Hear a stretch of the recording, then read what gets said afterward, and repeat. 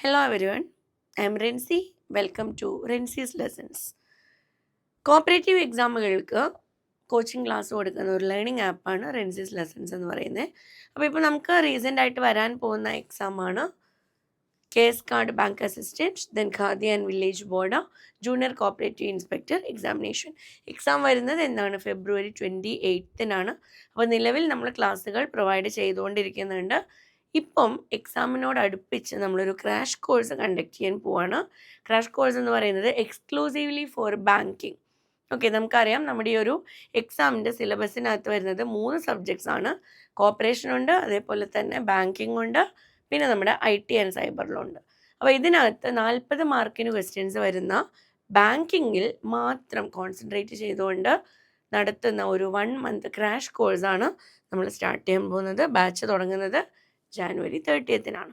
Okay, അപ്പോൾ നമുക്ക് നോക്കാം എന്തൊക്കെയാണ് ബാങ്കിങ്ങിൻ്റെ സിലബസിൽ വരുന്നത്. First one commercial banking. Commercial banking എന്ന് പറയുമ്പോൾ അതിനകത്ത് എന്തൊക്കെയാണ് വരിക? കൊമേഴ്ഷ്യൽ ബാങ്കിങ് റിലേറ്റഡ് ആയിട്ട് വരുന്ന ഡിഫറെൻറ്റ് ഫങ്ഷൻസ് ഏതൊക്കെയാണ്? Okay, then different types of deposits, forms of lending, ഇതൊക്കെ ഒരു കൊമേഴ്ഷ്യൽ ബാങ്കിങ് എന്നുള്ള ടോപ്പിക്കിൽ നമുക്ക് പഠിക്കണം. Then next central banking. RBI related ആയിട്ട് വരുന്ന ഒരുപാട് കാര്യങ്ങൾ. RBI എസ്റ്റാബ്ലിഷ് ചെയ്തത്, നാഷണലൈസ് ചെയ്തത്, ദെൻ അതേപോലെ തന്നെ RBIയുടെ ഫങ്ഷൻസ്, ഇതൊക്കെ സെൻട്രൽ ബാങ്കിങ്ങിൽ നമുക്ക് പഠിക്കണം. ദെൻ നെക്സ്റ്റ് പ്രീ ലിബറലൈസേഷൻ പീരീഡും പോസ്റ്റ് ലിബറലൈസേഷൻ പീരീഡും. ലിബറലൈസേഷൻ അതായത് നമ്മുടെ LPG, liberalisation, privatisation, globalisation. LPG വരുന്നത് 1991-ലാണ്. ഇതിന് മുൻപുള്ള കാലഘട്ടമാണ് പ്രീ ലിബറലൈസേഷൻ പീരീഡ്. അതിന് ശേഷമുള്ള കാലഘട്ടമാണ് പോസ്റ്റ് ലിബറലൈസേഷൻ പീരീഡ്. ഓക്കെ, അപ്പോൾ നമ്മുടെ ഈ പ്രീ ലിബറലൈസേഷൻ പീരീഡിനകത്താണ് social control, then nationalisation, lead bank scheme, ഇങ്ങനെയുള്ള കാര്യങ്ങളൊക്കെ വരുന്നത്. പോസ്റ്റ് ലിബറലൈസേഷനിലാണ് ഏതൊക്കെ വരുന്നത്? 1991 ശേഷമാണ് നരസിംഹം കമ്മിറ്റി, ഓക്കെ, ഇങ്ങനെയുള്ള കാര്യങ്ങളൊക്കെ വരുന്നത്. Then next banking legislation in India. Banking regulation ആക്റ്റാണ് ഡീറ്റെയിൽ ആയിട്ട് പഠിക്കാനുള്ളത്.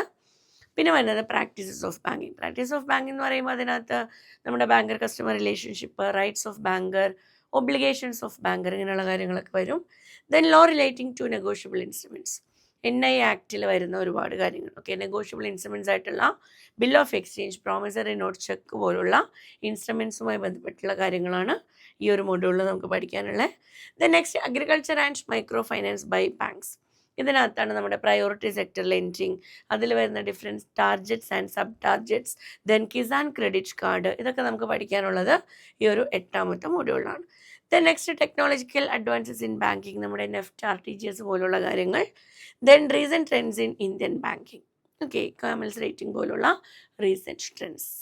ഇത്രയാണ് നമുക്ക് ബാങ്കിങ്ങിനകത്ത് 10 മൊഡ്യൂളുകളിലായിട്ട് പഠിക്കാനുള്ളത്. അപ്പം ഈ 10 മൊഡ്യൂളും ഡീറ്റെയിൽ ആയിട്ട് നമുക്ക് ഈ ഒരു കുറഞ്ഞ സമയത്തിനുള്ളിൽ എന്ത് ചെയ്യാം? പഠിക്കാം. അതിനനുസരിച്ചിട്ട് ടോപ്പിക് ഓറിയൻറ്റഡ് ആയിട്ട് എക്സാംസും കണ്ടക്ട് ചെയ്യും. അപ്പോൾ നോക്കുക, നമ്മുടെ കോഴ്സിൻ്റെ ഭാഗമായിട്ട് വരുന്ന കാര്യങ്ങൾ ഒന്ന് സിലബസ് ഓറിയൻറ്റഡ് ക്ലാസ്സസ്. ഓക്കെ, സിലബസിൻ്റെ ബേസിസിൽ തന്നെ 10 മൊഡ്യൂൾ ഓർഡറിലായിരിക്കും എന്തുണ്ടാവുക? ക്ലാസ്സസ് ഉണ്ടായിരിക്കുക. Then topic wise practice questions. ഓരോ ടോപ്പിക്കിൻ്റെയും ബേസിസിൽ നിങ്ങൾക്ക് ഒരുപാട് പ്രാക്ടീസ് ക്വസ്റ്റ്യൻസ് ഉണ്ടാവും. സ്റ്റേറ്റ്മെൻറ്റ് ക്വസ്റ്റ്യൻസ് ഇൻക്ലൂഡഡ് ആയിട്ടുള്ള സ്റ്റേറ്റ്മെൻറ്റ് ക്വസ്റ്റ്യൻസും മറ്റുള്ള നോർമലി ചോദിക്കുന്ന ടൈപ്പ് ഓഫ് ക്വസ്റ്റ്യൻസും ഇൻക്ലൂഡ് ചെയ്തിട്ട് ഓരോ ടോപ്പിക്കിലും പ്രാക്ടീസ് ക്വസ്റ്റ്യൻസ് ഉണ്ടായിരിക്കും. Then daily exams. ഓക്കെ, എല്ലാ ദിവസവും പരീക്ഷകളുണ്ടാവും. അതും ഈ പറഞ്ഞ പോലെ തന്നെ ടോപ്പിക് ഓറിയൻറ്റഡ് ആയിരിക്കും. അപ്പോൾ നമ്മൾ ടോപ്പിക്ക് പ്രൊവൈഡ് ചെയ്യും. ആ പ്രൊവൈഡ് ചെയ്ത ടോപ്പിക്കിൽ നെക്സ്റ്റ് ഡേയിൽ എക്സാം ഉണ്ടാവും.